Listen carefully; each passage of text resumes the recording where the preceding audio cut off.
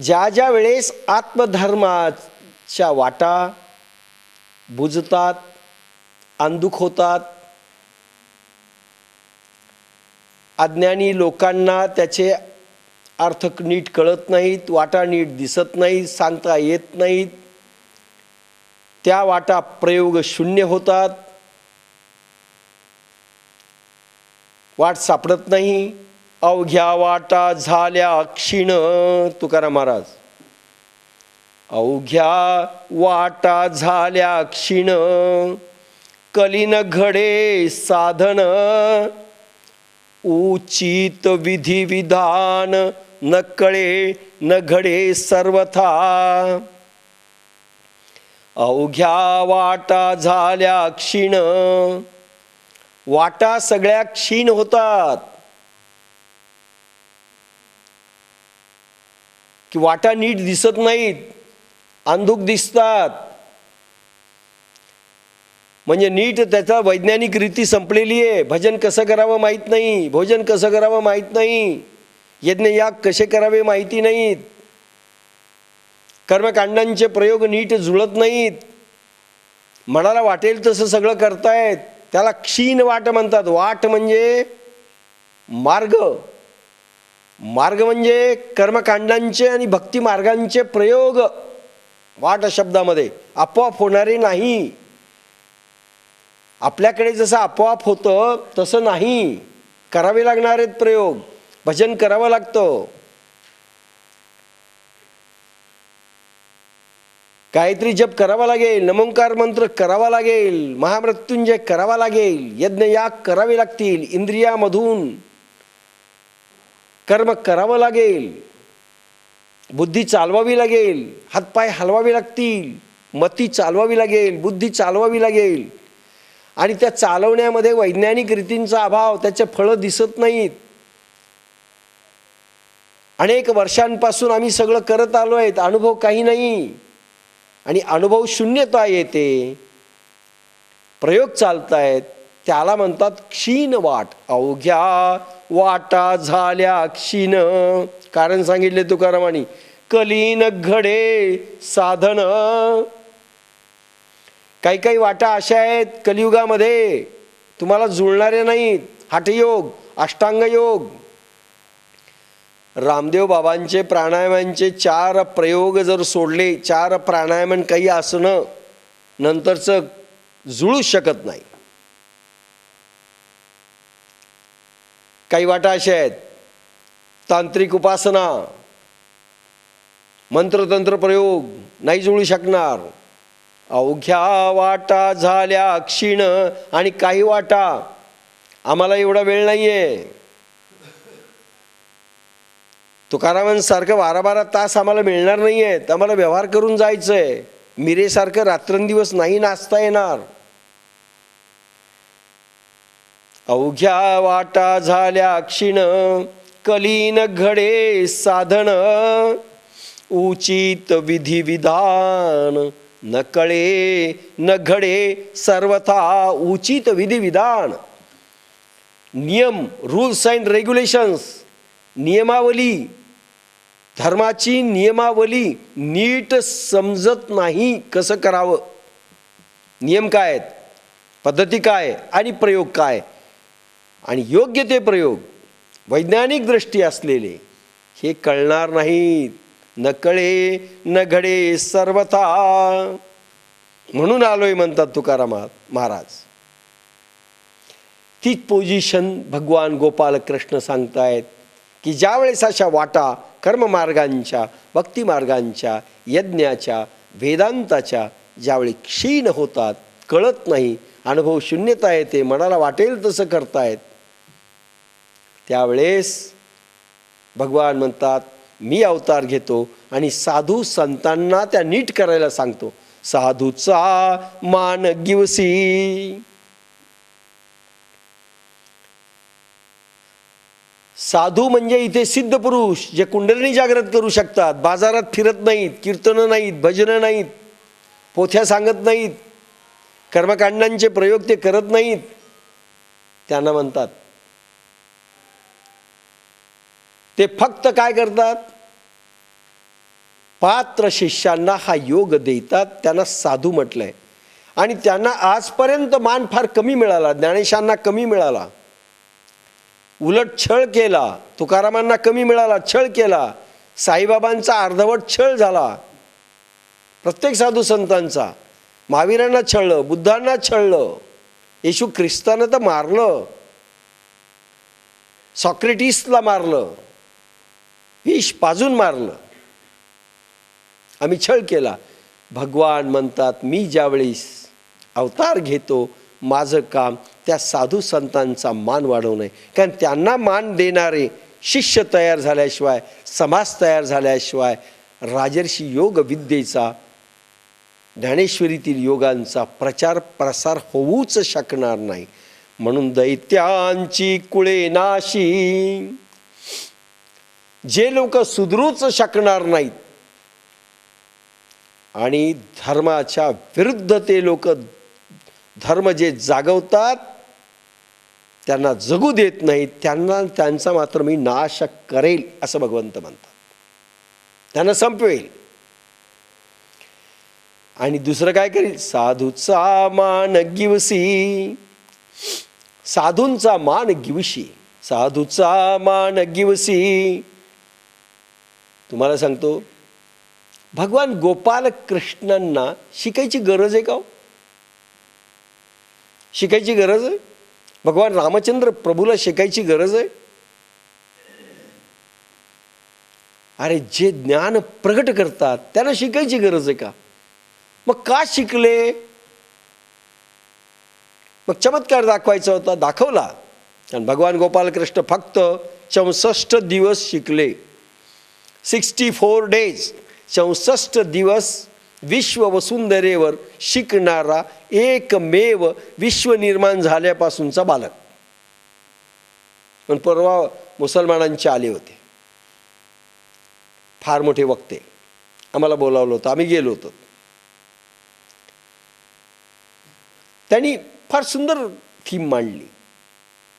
त्यांनी म्हटलं, तुमच्यामधले हिंदू पंडित मायनस करा आणि आमच्यामधले मौलवी मायनस करा, धर्म जगेल.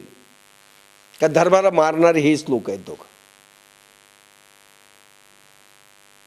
फार सुंदर मांडलं.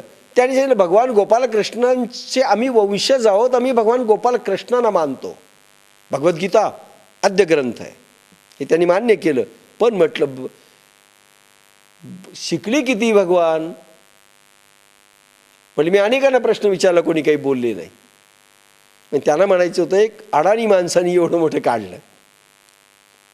64 दिवस फक्त भगवान शिकले. आणि 64 दिवसाची फीस जी मागितली ना, गुरुदक्षिणा, आजपर्यंत कुठल्याही साधूनी, कुठल्याही गुरुनी, कुठल्याही शिष्याला मागितली नाही.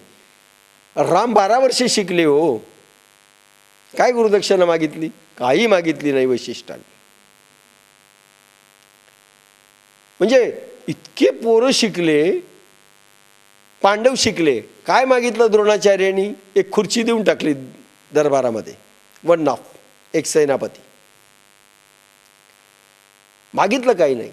पण भगवान गोपालकृष्णाला मेलेला मृतपुत्र माझा जिवंत करून आण, हे सांदीपनी ऋषींनी मागितलं. माझा जो मुलगा मेलाय ना, त्याला जिवंत करून आण. मला सांगा, 64 दिवसाची एवढी फीस? केलंय ते काम. 64 दिवस शिकले, पण मान दाखवला गुरूंचा. म्हणू शकले असते, ओ व्हॉट इज दिस, एवढी फीस असते का? सुदाम्याकडून तुम्ही काय घेता, आमच्याकडून एवढी फीस मागितली. नंबर 2, रामचंद्र प्रभूंनी किती वशिष्ठांना मान द्यावा, विश्वामित्रांना किती मान द्यावा. विश्वामित्र सकाळी ज्यावेळेस जनकपुरीमध्ये उठायचे, त्याच्या अगोदर राम उठायचे, गुरूंचे पाय दाबायचे संध्याकाळी झोपीमध्ये. आणि सकाळी गुरुंना जे लागायचं ते आधी आणून ठेवायचे. आधी दर्शन राम घेत असत. आणि काय वाक्य रचना असायची गुरूंशी बोलताना, काय वाक्य रचना. कशा करता हे सगळं नाटक दाखवलं? यांचा जर मान नाही वाढवला, कोण देईल? कोण मान देईल यांना? लक्षात घ्या, कोण मान देईल? अरे भगवान गोपाल कृष्ण कर्तुम अकर्तुम शक्ती असणारे, ज्यांनी प्रचंड एकच अवतार असा आहे की ज्यांनी सगळे जादू दाखवली, माया दाखवली आणि क्षणोक्षणी दाखवली. पण गुरुजनांशी वागताना कुठेही माया नाही. दुर्वास ऋषी ज्यावेळेस द्वारकेला येतात, द्वारकाधीश पटराण्या सगळ्या, आणि दुर्वास ऋषी आल्यानंतर सगळेच घाबरतात त्यांना. काय कधी श्राप देतील, त्यांच्या याच्यात जर सेवेमध्ये त्रुटी झाली तर काय शाप देतील कोणाला काही सांगता येत नाही. म्हणून सगळे भीत असत. हात जोडून उभे द्वारकाधीश, बलराम दादा आणि महाराण्या, पटराण्या, नौकर. एक खीर मागितली भगुनाभर, एक भगुनाभर खीर आणून दिली. विचारायचं नाही कशाला एवढी खाणार आहेत का, असं विचारायचं नसतं. आणली आणि म्हणले गरम गरम खीर आहे. हां चला, रुक्मिणीला सांगितलं आणि द्वारकाधीशाला सांगितलं पूर्ण अंगाला लावा तुमच्या. पहा, हे पाहुण्याने असं सांगितलं तर आपण त्या पाहुण्याला काय करू? अंगावरचे कपडे काढा.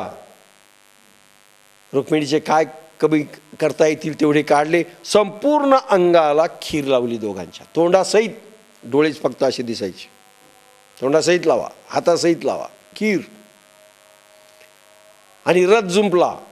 रथाला म्हणले तुम्ही दोघं राहा, घोडे तुम्हीच. रुक्मिणी एका बाजूला, एका बाजूला द्वारकाधीश आहेत. आणि द्वारकेमधून तो रथ निघणारे पहा. ज्या भगवंताला वक्रदृष्टी कोणी पृथ्वीवर वसुंधरेवर करू शकत नाही, त्याला रथाला जुंपलंय घोडा म्हणून. आणि जी रुक्मिणी माता ब्रह्मांडीची स्वामिनी, तिलाही जुंपलंय. आणि चाबूक हातात घेतलाय, उभं राहिलेले आणि फटकारे मारतायत, चला पळा रथ घेऊन. हजारो लोक द्वारकेचे इतके रागावलेले सैनिक, काय याला मारून टाकूत, आमच्या द्वारकाधीशाला असं. आणि अनवाणी पुन्हा चप्पल नाही, बूट नाही, उन्हात भर दुपारी, मे महिना. आणि ओढतायत. हे सगळेजण पाहतायत कधी द्वारकाधीश आदेश देतात आणि आपण युद्ध सुरू करू. बलराम दादा सगळं गदा देखील अशी घेत आहेत. एकदा होऊ द्या फायटिंग आणि युद्ध दुर्वासाशी, काय होईल ते हो. पण कृष्ण सगळ्यांना असं करतायत, एका हाताने ओढतायत रथ. आणि चापकाचे फटकारे महाराणी सहन करते, रुक्मिणी देवी, आणि स्वतः भगवंतही सहन करतात. फडाफड मारतायत चाबूक. आपण तर बोलणं सहन करत नाहीत हो. बोलणं बायकोचं जर सोडलं तर कोणी पुरुष या भूतलावर बोलणं सहन करीत नाही. हा, बायको मात्र नवऱ्याचं सहन करीत नाही, चार हाट म्हणते. पण काय सांगा, हा द्वारकाधीश सगळं सहन करतोय, मार सहन करतोय. किती इज्जत इन्सल्टिंग होत असेल. आणि गावाच्या बाहेर गेल्यानंतर ठेवा म्हणले रथ खाली. रक्तबंबाळ पाठ केली दोघांची. जातो म्हणले आता मी, जा म्हणले आता परत. ठीक आहे, नमस्कार घातला, पुन्हा बोलायचंही नसतं आगाऊ, या म्हणून निघाले. पण दुर्वासांना काय द्यावं लागलं माहिती आहे? श्रीकृष्णाचा देह वज्रदेह करून टाकला. आणि माता रुक्मिणींचा फक्त तळ पायाला खीर लावली नव्हती म्हणून बाण पारध्याचा तिथे लागलेला आहे.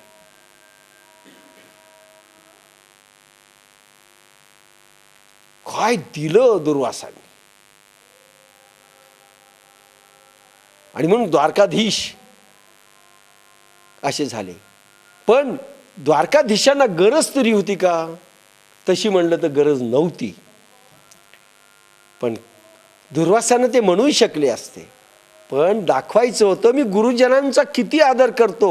अरे मी द्वारकाधीश आहे, विश्वसम्राट आहे, कोणी समोर उभा राहू शकत नाही माझ्या. सुदर्शन चक्र असं आहे की विश्वामध्ये कोणी उभा राहू शकत नाही समोर, पण गुरुजनांचा मान दिसावा, राखावा म्हणून शांत सहन करतायत. काय चूक आहे भगवंताचं वाक्य, साधूचा मान गिवसी. अरे ह्याच दुर्वासाला ज्यावेळेस भक्तावर ते अन्याय केला, भगवंतावर अन्याय केला तर सहन केलाय, भक्तावरचा अन्याय भगवंतानी सहन केला नाही. पांडवांना ज्यावेळेस छळण्याकरता दुर्योधननी पाठवलं, महिनाभर 1000 शिष्यांची सेवा केली. नाही, 1000 का 10,000 शिष्य होते म्हणतात, बरोबरच घेऊन जायचे लटामळ. आणि दुर्योधनाने अशी सेवा केली की प्रसन्न केलं. आणि हटकून दुर्योधनाने सांगितलं की महाराज तुम्ही आता तिकडे जा, माझे जे भाऊ आहेत ना पांडव, त्यांना सेवेची संधी द्या, तुमच्या पाया पडतो. हटकून की काही सेवा करू शकणार नाही, श्राप देते. आणि मग द्रौपदीचं ते पान तुम्हाला तुळशीचं, भगवंत धावला. शिष्यांचा मान, भक्तांचा मान, आवडणाऱ्या भक्तांचा मान, भलेही ते साधू संत असो, खंडित होऊ देत नाही भगवान. पण स्वतःचा मान मात्र राहू न राहू नाही खंडित होऊ देत. त्यांचा अवमानही करत नाही पण खंडितही होऊ देत नाही. धावतो तो साह्या करता. आणि सगळ्यांची पोटं भरली. सगळे जे उपाशी होते द्रौपदीला सांगून गेले आम्ही जेवायला यायलो. आता कुठून आणायचं, काय चक्की नाही, आटा नाही, काही नाही. नाही तर मग श्राप देणार. आणि भगवंतानी असे पोट भरवले, दुर्वास परभारे पळाले. आता काय जेवावं म्हणले. हे भगवंत आहे. साधूचा मान गिवसी म्हणून साधू संतांचा मान भगवंत ठेवतो. याच्याकरता ठेवतो की जगाने त्यांचा मान ठेवावा, कारण जगाला त्यांच्याकडून सगळी लाईन मिळणार आहे. भगवान स्वतः देत नाहीत. भगवान दैत्यांना नाश करतील, साधूंचं रक्षण करतील, भक्तांचं रक्षण करतील, पण योग शक्ती भगवंत देत नाही. माध्यम देतो तोच, त्याचीच ती शक्ती आहे, पण माध्यम ट्रान्सफॉर्मर मात्र श्री गुरु असतात. डायरेक्ट देत नाही. न समाधी देऊ शकते, न भगवंत देऊ शकतो. देऊ शकत असला तरी देत नाही. नियम त्यांनी घालून दिलेले आहेत. आणि सिद्ध गुरूंच्या माध्यमातून तो देत असतो, जिवंत गुरूंच्या माध्यमातून तो देत असतो. म्हणून त्यांचा मान जर नाही राखण्यात आला तर त्यांची शक्ती तोच काढून घेतो, तोच काढून घेतो. आपल्या आवडत्या भक्तांचा अवमान संकल्पाने देखील कोणी जर बरोबर नाही ठेवला, त्याची शक्ती काढून घेतो. तुम्हाला अनुभव येत असेल की साधनेमध्ये थोडी तुमच्या श्रद्धा कमी झाल्या, ढळल्या, उलट परिस्थिती निर्माण होते आणि तुमची शक्ती दगा देऊ लागते, तुम्हाला कंप्लीट दगा देते. म्हणून साधूचा मान गिवसी, धर्माशी नीतीशी सेज भरी. धर्माशी नीतीशी आणि आत्मधर्म व नीती यांची सांगड घालतो. म्हणून मी म्हटलं काल की लबाड बोलू नका, चोरी करू नका, डाके डालू नका. सगळं काही नीतिमत्तेचे धडे आपण सांगतो. राष्ट्रभक्ती पाळा, करप्शन करू नका, सगळं सगळं सांगतो, पण आपण पाळत नाही. का? धर्माची नीतीशी चाड नाही. मग धर्म काय म्हणतो? पाप लागेल. म्हणजे काय होईल? हजारो जन्म पडावं लागेल. म्हणजे काय होईल? आसुर पशु ह्या योनीमध्ये जावं लागेल. हे सगळं असेल धर्म आणि नीती. आणि नीतिमत्तेनं वागलं तर काय होईल? शक्ती तुमची वाढत राहील. साधक जर तुम्ही असाल, कुंडलिनी जागृत असेल, तुम्ही ज्या स्टेजमध्ये असाल वाढत राहाल. लबाड बोलले पहा एकदम खाली येते, शक्ती सहन करत नाही. धर्म आणि नीती याची सांगड पाहिजे. भक्तांना, साधूंना, समाजाला, प्रत्येक व्यक्तीला आणि शिष्यांना जी नीतीचे धडे आहेत ते जर तुम्ही नाही पाळले, नीती आणि नियम, तर धर्मशक्ती दगा देते म्हणून त्याची सांगड घातली पाहिजे. आणि धर्माचरण करणं नीतियुक्त म्हणजे तरी काय? समजा तुम्हाला सर्वार्पण आपण सांगितलं, जे जे बेटे भूतचा धडा तुम्हाला माहिती आहे. परवानगी मागणे, प्रत्येक कामात अर्पण करणे, हा समजा एक धडा आहे. आणा नाही पाळला, हा कोणता धडा आहे? तसं म्हटलं तर नीतीचा धडा आहे. नीती म्हणजे परवानगी मागतोय, अर्पण करतोय, तुमचा भाव दास्य भाव आहे. मी भगवंताचा दास आहे, मी भगवंताचा सेवक आहे. सगळं संसार भगवंताचा, प्रत्येक काम भगवंताचं, प्रत्येक क्षण भगवंताचा, प्रत्येक श्वास भगवंताचा, प्रत्येक क्षण भगवंताचा. आणि मग त्यालाच विचारून मी करेल, कारण काम त्याचं आहे, त्यालाच अर्पण करायचं. ही झाली नीतिमत्ता. आणि आपली नीतिमत्ता सगळं माझं आहे, मी मालक आहे, मी बायकोचा मालक आहे, मी माझ्या पोराचा मालक आहे, मी माझ्या संसाराचा मालक, मी माझ्या बंगल्याचा मालक, मी माझ्या धंद्याचा मालक, मी माझ्या शरीराचा मालक. आणि भगवंता हे सगळं तुझं आहे, बेमानी नाही असं म्हणणं.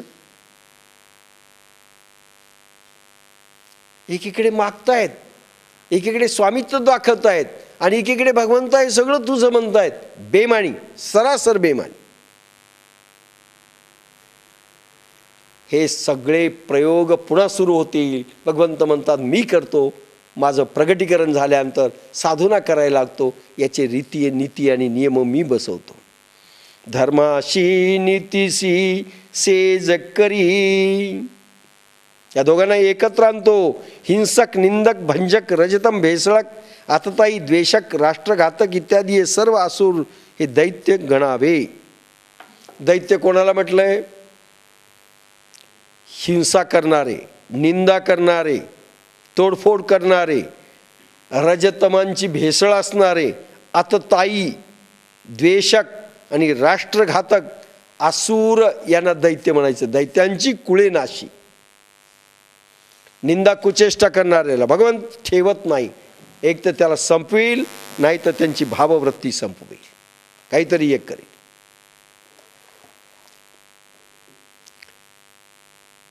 अंगुलीमाल डाकू इतका बदमाश. एक माणूस जंगलामध्ये भेटला की तो त्याला मारायचा, एक करंगळीचा तुकडा काढायचा आणि तो सुईमधून ओवायचा आणि त्याचा हार करून गळ्यात घालायचा. त्याला म्हणून अंगुलीमाल. अंगुली बोट, त्याच्या माळा घालणारा अंगुलीमाल डाकू. आणि टेरर होतं, कोणी जातच नव्हतं. तो जिथे भेटला तिथे माणसं खतम करायचं. म्हणजे लुटमार केली तर हरकत नाही, पण माणसंच मारायचं. भगवान गौतम बुद्धाला माहीत पडलं, त्या गावामध्ये गेले आणि सगळे म्हणायला लागले, दुश्चिंत होते सगळे. कोणाचं पोरगं मारायले, कोणाचं रोज एक दोन काहीतरी खून व्हायलेत, मारायलेत. जसं भीम गेला होता अज्ञातवासाच्या वेळेस आणि भीमाने त्याला मारलं, कोणाला बकासुराला. असा प्रकार. भगवान गौतम बुद्ध म्हणाले, का चिंताग्रस्त हे गाव सगळं, तोंड उतरलेले. म्हणले असं असं आहे, अंगुलीमाल डाकू त्राहिमाम करून सोडले, मी जातो म्हणले. शिष्य तर एक गेलं नाही बरोबर. म्हणजे महाराज तुम्हीच जाऊ नका, तुम्हीच जाऊ नका, आम्हाला राहू द्या. एकटे गेले. अशा वेळेस कोणी जात नसतं.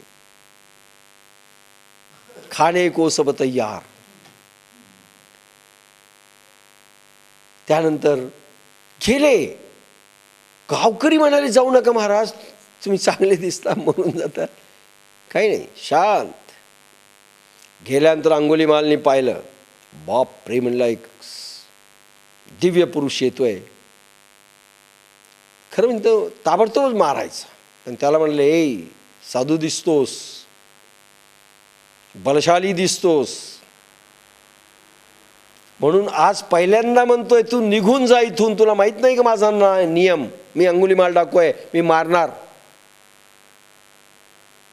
गौतम बुद्ध म्हणाले, माहिती आहे मला कशाला, मी 10 अंक मोजतो तोपर्यंत पळून जा. मी आजपर्यंत कोणाला पळू दिलं नाही म्हणले, पण मला तुम्हाला मारू वाटेल. पण माझा नियम पाहिला, मारून टाकील आणि एक बोट कापून पुन्हा माझ्या माळा करेल. अशा किती माळा आहेत म्हणले, या पाहायला. जसे यानं रांजण भरले होते वाल्या कोळ्याने, 7 रांजण. भगवान शांत आहेत बुद्ध. मग शेवटी तो मारायला आला. येणार म्हणल्यानंतर, अरे मग तुम्हाला भीती वाटत नाही? ते म्हणे, बिलकुल नाही, मार तू, मी मरायला चालू आहे. तो पाहायला लागला. बरं मेल्यानंतर तू ठीक आहे मारतो म्हणला, आता माझा नियम आहे. परशु असा घेतला मारणार, तितक्यात भगवान म्हणले, अरे तुला साधा नियम कळत नाही की मरणाऱ्या माणसाची वासना इच्छा काय आहे विचारतात सगळे, तू विचारीस नस. अच्छा अच्छा बोल म्हणले. पळून जायचं का? ही इच्छा व्यक्त केली तर आत्ता पळून जा. नाही म्हणले, मला पळून जायचं नाही. म्हणले, मग हे जे आंब्याच्या झाडाखाली दोघे उभे होते. म्हणले, ही जी फांदी आहे ना ती तोड, एक छोटी फांदी टहाळा आणि मला आणून दे. काय मूर्ख आहे म्हणले. अरे मागायचं, निदान जीवदान तर मागायचं. मी तयार झालो होतो. तोडले डहाळे, दिले हातात, घ्या म्हणले. आता काय करणार याचं? त्यांनी सांगितलं, आता पुन्हा लावून टाक. म्हणले, कशाला? म्हणजे झाडाला. म्हणले, जरा बुद्धू पण दिसतात, मला वाटलं तुम्ही हुशार आहेत. अहो महाराज म्हणले, लागत असते का तुम्हाला काही? मला वाटतं शिक्षण काही दिसत नाही. ते म्हणले, लावू शकत नाहीस तू? म्हणले, नाही. अरे म्हणले, जोडता जर येत नसेल प्रभू साम्राज्यातल्या वस्तूंना, तर तुला अधिकार कोणी दिला तोडण्याचा? माणसं मारायचं तुला, माणसं जिवंत करता येतात का? नाही. मग मारण्याचा अधिकार तुला कोणी दिला? आणि म्हणून मी नेहमी म्हणत असतो, सासूला सुनेला भोसकण्याचा आणि सुनेनी सासूला भोसकण्याचा अधिकार दिला कोणी? एक दुसऱ्याला टॉन्ट मारण्याचा, मित्रांचे खून करण्याचा, कोणाचाही खून करण्याचा आपल्याला अधिकार काय? एक साधी गोष्ट निर्माण करू शकत नाहीत आम्ही. पसायदान पहा, आता घेणार नाही. त्याच्यामध्ये सर्व वर्णन आलेलं आहे. काय होणार आहे भविष्य काळात आपल्या देशाचं पसायदान सांगतं. दुरितांचे तिमिर जावो. अंगुलीमाल डाकूचं तिमिर गेलं की नाही? विश्वस्वधर्म सूर्ये पाहो. दुष्टांचा दुष्टपणा जाईल, पण त्याच्याकरिता अल्फा किरणांच्या फौजा खूप पाहिजे. आणि हे भगवान करणार आहे. म्हणूनच थोड्या कालावधीमध्ये आपल्याला प्रचंड अनुभव यायलेत. इतका चांगला काळ कधी आलेला नाही. न गौतम बुद्ध नशीबवान होते, न महावीर नशीबवान होते, न ज्ञानेश्वर नशीबवान होते, न तुकाराम नशीबवान होते. आम्ही नशीबवान आहोत. लहानपणीपेक्षाही आता इतकी प्रचंड दैवी मंडळातून चेतना शक्ती धो धो वाहते. ब्रह्मसागर आंदोलित झाला आहे. भगवान गोपाल कृष्णांची कृपा क्षणोक्षणी प्रचंड वाहते. इतका काळ चांगला आहे. आम्ही बेवकूफ नसू तर फायदा नक्की घेऊ. मी अविवेकाची काजळी, मी अविवेकाची काजळी, फेडून विवेक दीप उजळी, तैयोगिया पाहे दिवाळी निरंतर. मी अविवेकाची काजळी. वा, अविवेक, विवेक शब्दावर सगळं कन्फ्युजन आहे हिंदुस्थानामध्ये, मोठमोठ्यांमध्ये. विवेकाचा अर्थ मोठमोठ्यांनी, नावं कोणाचेच घेत नाही मी, असे केलेत. विवेक म्हणजे परमेश्वर चिंतन करणे. विवेक म्हणजे योग्य बुद्धिमत्ता असणे. विवेक म्हणजे चांगला सत्कर्मांचा विचार करणे, सद्भावनेचा विचार करणे. अर्थ बरोबर नाही. विवेकामध्ये विचारच नसतो. विवेकामध्ये चिंतन नसतं, विवेकामध्ये मानवी बुद्धी नसते. त्याला चांगला विचार म्हणा. विवेक शब्द असा आहे. विवेक म्हणजे नॉन व्हायब्रेशन स्थितीनंतर प्रगटणारी बुद्धीची स्थिती. ज्यावेळेस बुद्धीमध्ये स्थिरता येते त्यावेळेस प्राण आत गेलेला असेल आपला, आणि आत प्राण एकदा गेला आणि तो पुन्हा स्थिरावलेला पाहिजे. स्थिरावलेणी अंतःकरणे. एका मिनिटामध्ये 3 ते 4 श्वास तेही थोडेसे बाहेर आले पाहिजे, थोडेसे, कळूही नाही देता, कळतही नाही. फार मायन्यूटली ऑब्झर्व केलं तर कळतं, थोडासा काला आणि थोडासा मध्ये गेला, एवढा प्रचंड शक्ती संचय आत होत असतो. काही लोकांना तुमच्यापैकी अनुभव आले, थोडेसे आले, जास्त नाही. टम छाती फुगलेले आहेत आणि श्वास बंद झालेला आहे. फार नाही पण थोडेसे, चुणूक आलेली, चुणूक. त्याच्यामध्ये बघ बुद्धी स्थिर होते, आणि बुद्धी स्थिर ज्या वेळेस होते हालचालच नाही तर विचार कुठले आले, आणि विकारही कुठले आले. विकार नाही, विचार नाही, कारण खाली श्वास व्हायला तर विचार सुरू होतात, चिंतन सुरू होतं, इच्छा सुरू होते, वासना सुरू होते. पण विकारही नाही, विचारही नाही, काही नाही, आणि एकदम स्थिर. चिंतनही नाही, चिंताही नाही, स्ट्रॉंग माइंड होतं. आणि त्यावेळेस बुद्धी आत्म्याच्या समोर असते, प्राण ऊर्ध्व झाल्यामुळे स्थिर असते, आरसा स्थिर आहे, आणि परमेश्वराचं प्रतिबिंब त्याच्यामध्ये पडतं. आत्म्याचं प्रतिबिंब बुद्धीमध्ये पडलं, मानवी प्रतिबिंब नाही. आत्म्याचं प्रतिबिंब बुद्धीमध्ये पडलं की जे ज्ञान होतं त्याला विवेक म्हटलंय.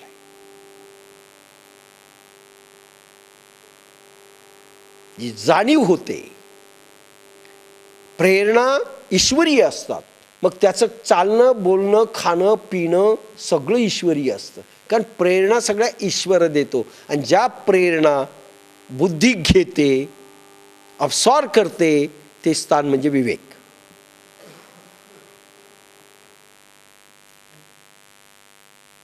आपण वेळोवेळी हा प्रसंग पाहिलाय, अनेक ओव्यातून पाहिलाय, पण एक शॉर्टमध्ये सांगितलं. भगवान काय म्हणतात? मी अविवेकाची काजळी.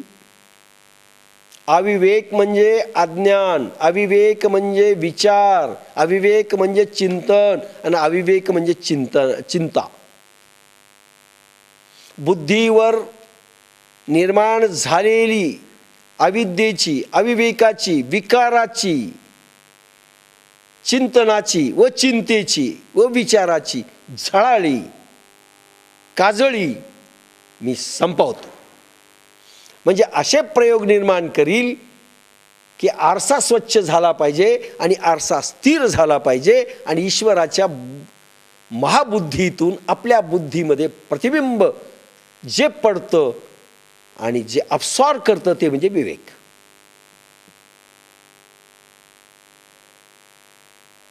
पहिल्या अध्यायामध्येच ओवी येऊन गेलेली. काय?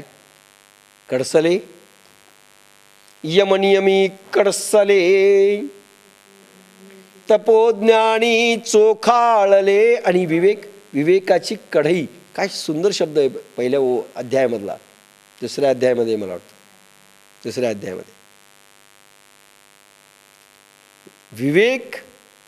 विवेकाची कढई आणि योगाग्नीचं तेल, असं काय सुंदर वर्णन केलेलं आहे. किंवा 6व्या अध्यायात येईल. अनेक ओवी आल्यात मध्ये. 6व्या अध्यायामध्ये एक ओवी आली आहे. काय आली? अविवेक कुमारत्वा मुकले, विरक्तीसी पाणी ग्रहण झाले, आसनती दिधले वैराग्याचे. तर काही लोकांनी अविवेक शब्द वापरलाय, पण खरा विवेक. विवेक कुमारत्व मुकले. कुमार पण विवेकाचं जाऊन आता विवेक प्रौढ अवस्थेमध्ये आलाय, म्हणजे एवढी बुद्धी स्थिर झालेली. आणि मग विरक्ती. आता प्रौढ झालाय म्हणजे वयवर्ष 24 झालाय, कुमार म्हणजे वयवर्ष 8 संपलंय. आता बायको पाहिजे, लक्षात घ्या, बायको पाहिजे. आणि बायको पाहिजे त्यावेळेस कोण बायको? विरक्ती. विवेक कुमारत्व मुकले, विरक्तीसी पाणी ग्रहण झाले. विवेक आणि विरक्तीचं लग्न झालं म्हणजे विरक्ती जर बायको असेल तर विवेक कशी लग्न होईल. विरक्ती म्हणजे रक्तातून रक्तभाव जाणे. विरक्ती म्हणजे काचेच्या स्लेटवर आपल्या रक्ताचा थेंब ठेवायचा, वाळवायचा. काळा भाग जितका तितके आम्ही तमोगुणी, वाळल्यानंतर पाहायचं लाईटमध्ये. बाकी लाल रंग जितका तितके आम्ही रजोगुणी, आणि सत्वभाव जितका तितके आम्ही सत्वगुणी. म्हणजे लाल फुल गुलाबी दिसेल तितके आम्ही सत्वगुणी. हेमोग्लोबिन 14.5 13.5 कायम ठेवून त्याला म्हणतात विरक्ती. ही विरक्ती आली तर विवेक जन्म घेतो, आणि विवेक जन्म घेतले तर विरक्ती येते. आणि हे पाणीग्रहण आहे. आणि आसन तिही दिधले वैराग्याचे. आसन वैराग्याचं. काम विकारी नाही, विरक्ती आणि विवेक काम विकारी नाही. जोपर्यंत काम शिल्लक आहे, लक्षात घ्या, काम सगळ्यात मोठा अडसर आहे. सगळ्यांना छळलं होतं. ज्यांची विरक्ती नाही, ज्यांचे चर्वण तर्पण नाहीत, त्यांनी सोडून द्यावं अध्यात्म. जनावरांसारखं आयुष्य असेल, काम विकारांचे गुलाम, काही खरं नाही. न विरक्ती माळ घालेल, न विवेक जन्म घेईल, आणि न वैराग्य मिळेल. वैराग्याच्या आसनावर बसवावं लागतं. म्हणून आपल्याकडे 16 संस्कार आहेत विवाहापूर्वी, आणि विवाह देखील एक संस्कार आहे. आपण विवेक व्हायचं, बायकोला विरक्ती करायचं, आणि वैराग्याच्या आसनावर ते ध्यान करायचं. याच्यासाठी मानव जन्म आहे. आणि आम्हाला काम विकाराशिवाय जमत नाही. नॉर्मल पशु तुल्य जीवन आहे. कसं कंट्रोल करायचं दॅट इज डिफरंट. त्याला म्हणतात जितेंद्रिय, त्याला म्हणतात जैन, आणि तिथून जैन धर्माची सुरुवात आहे. जैन धर्माची खरी सुरुवात विवेक पुरुष असावा, विरक्ती बायको असावी, आणि वैराग्याचं आसन असावं. तिथून जैन धर्माचं उड्डाण आहे. त्याच्या खाली नाहीच, त्याच्या खाली नाही. आणि ज्ञानेश्वरीचं उड्डाण तिथून आहे. मी अविवेकाची काजळी, पहिल्या अध्यायातली ओवी आहे. मग ज्ञानाग्नी संपर्के कडसिले विवेके. पहा, ज्ञानाग्नीचा अग्नी घालायचा आहे. म्हणजे विवेकामधून काय उत्पन्न होईल? ज्ञानाग्नी म्हणजे योगाग्नी, आणि विवेकाच्या कढाईमध्ये कडसायचंय. ज्ञानाग्नी संपर्के, पहिला अध्याय ट्रेलर आहे ज्ञानेश्वरीच.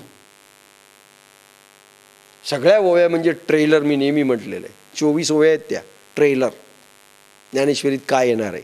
ज्ञानाग्नी संपर्के कडसिले विवेके, पदाले परिपाके वैराग्यासी आमोदासी. आणि पाक तयार झाला आहे. ज्ञानेश्वरी अशी हो. आणि अध्यात्म असं आहे. जैन धर्मही असा आहे, बुद्ध धर्मही असा आहे. आणि जे याच्या खाली सांगतील त्यांना न धर्म कळला न काही कळलं, काही कळले. मी अविवेकाची काजळी फेडोणी विवेक दीप उजळी, तै योगिया पाहे दिवाळी निरंतर, बहिर्मुख अयोगी रागद्वेषी अविचारी रक्तात अज्ञानाची जी काजळी चढली आहे ती काढून टाकतो. नाही, कामविकाराशिवाय आम्हाला जमत नाही, खाल्ल्याशिवाय आम्हाला जमत नाही, विकारग्रस्त मानव आहोत आणि आम्हाला विकारांच्या मागे पळायची सवय आहे, क्रोधाशिवाय जमत नाही, राग लोभ मद मत्सर शिवाय जमत नाही, त्यांचे आम्ही गुलाम आहोत. यांना यांच्या बुद्धीतलं ही काजळी मी संपवतो असं भगवान म्हणतात. म्हणजे असे प्रयोग ह्या वसुंधरेवर ते सुरुवात होतील साधुजनांच्या संगतीमध्ये की तुमची काजळी, जसं आपण काही प्रयोग डेव्हलप केले, निश्चित डेव्हलप केले आणि आपणच डेव्हलप केले हे छाती ठोकपणे सांगतो. काही शिष्य बाप्पासाहेबांचे, बाप्पासाहेबांनी नाही सांगितलंय, त्यांच्यापुढे हा विषय नव्हता, आपण डेव्हलप केले. आणि असे डेव्हलप प्रयोग बिलकुल विकार कमी होता. अनुभव आहे काही लोकांना, सगळ्यांना नाही. मी अविवेकाची काजळी फेडून विवेक दीप उजळी. म्हणजे जरी साधू संतांच्या मार्फत हे काम होणार असेल तरी ऊर्जा पुरवणारा तो भगवंत आहे. मी गणेशांच्या मंदिरात काय अनुभव आला ते तुम्हाला सांगितला होता, आहेत पाठीमागे. मी करतो म्हणजे भगवान सगळं करत फिरतात असं समजू नका. त्याला प्रोत्साहन देतात, त्याला वाढवतात.